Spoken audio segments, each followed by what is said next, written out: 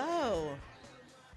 Good evening, everyone. I'm so honored to be presenting the first honoree of the night, Malala. This is kind of an intimidating task. What do you say about the youngest Nobel Laureate in history? What do you say about a young woman who has dedicated her life to advocating for girls to receive an education across the world, who risked her own life to receive that sort of education? Well, I am fortunate to report, once you meet Malala, it gets a lot easier. I didn't really know what to expect. The prompter's going, but I'm going to say something really quick. I didn't know what to expect, and Malala and I are sitting at a table with each other, next to each other. I don't know what to say. She's Malala. And she sits down and starts talking to me about education and what Abbott Elementary means. And, she didn't have to say any of that. She could have sat there and just been Malala, and I'd been Quinta, and I would have moved on and got up here and did what I had to do. But we actually had a conversation. We connected, and that says a lot about the kind of person that Malala is. And the people who surround her are so kind and sweet, and they're very well dressed. I just want to say that too. That's important. You came, you showed up, and looking at all these beautiful people tonight, women I admire, Ava, Elizabeth. I mean, it's wonderful to be able to be in a place and have this conversation. You too, Catherine. I didn't forget you, girl. And OG, Nisi, everyone knows. But Malala, I didn't know what to expect. I don't know. I'm in TV. You're in Being Awesome, and you're incredible. She is warm. She is funny. And yes, she's a best-selling author and one of the most influential advocates of our time. But she's egoless about her accomplishments and is excited to hear about yours. On Abbott Elementary, we explore the roles of teachers in our society and how they shape the future generations of children through their work. Teachers work in schools that are underfunded, they're underpaid, and yet many of them dedicate their lives to guiding children through the most difficult times. Creating this show has further cemented my belief in the importance of advocating for public schools in America. Knowing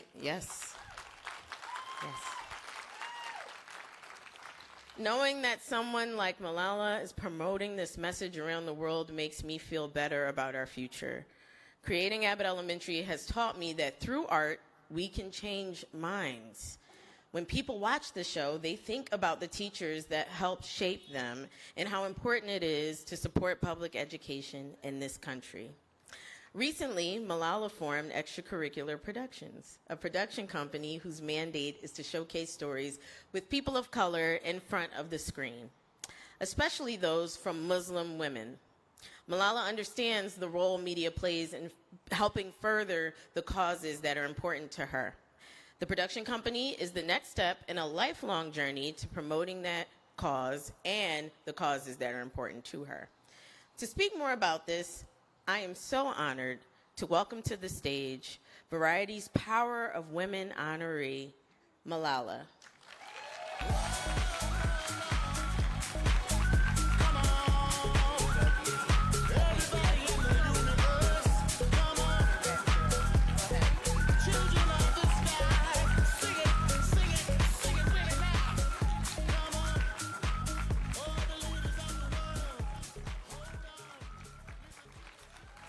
Thank you, thank you.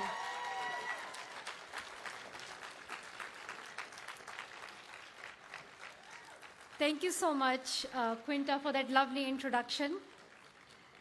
As the daughter of a teacher, I cannot thank you enough for the spotlight that you have brought to hardworking educators through Abbott Elementary.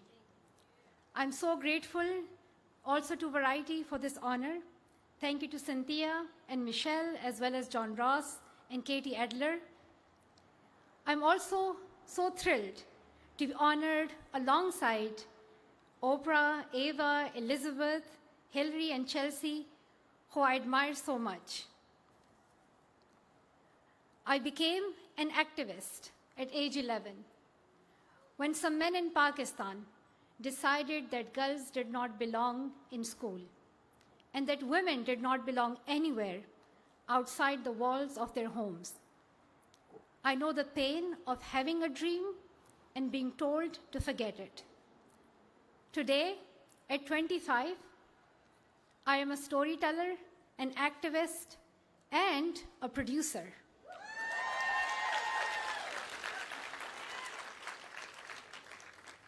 Last year, I started a productions company, Extracurricular.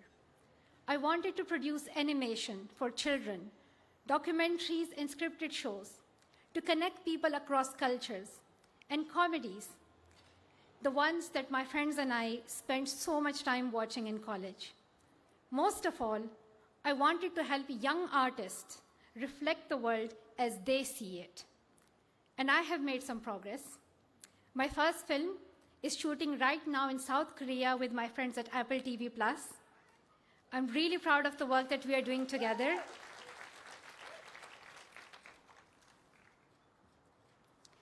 But in the last year, I've also learned a lot, and much of it was not surprising to me. I learned that Asian people like me make up less than 4% of leads in Hollywood films. Muslims are 25% of the population, but only 1% of characters in popular TV series. Behind the camera, the statistics for Black and brown creators are even worse.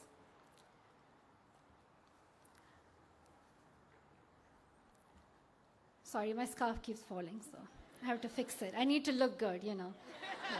Yeah.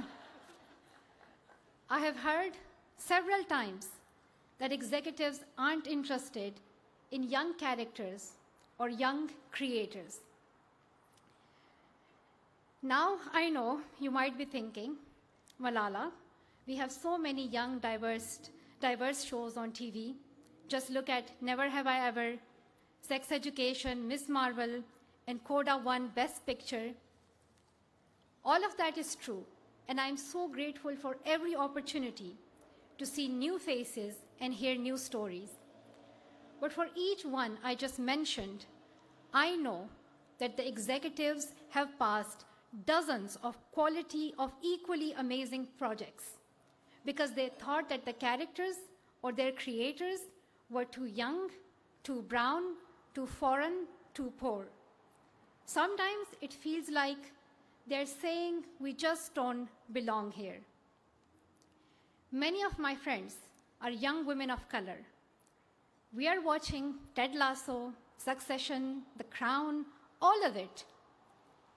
So please ask yourselves, if we can love these stories, what makes you think that people won't be interested in ours?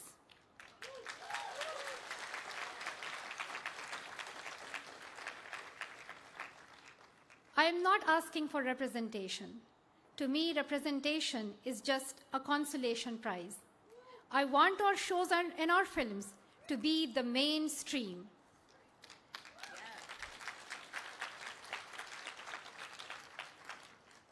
If you share that vision, I hope you will talk to Pillars Artist Fellowship, founded by my friend Riz Ahmed.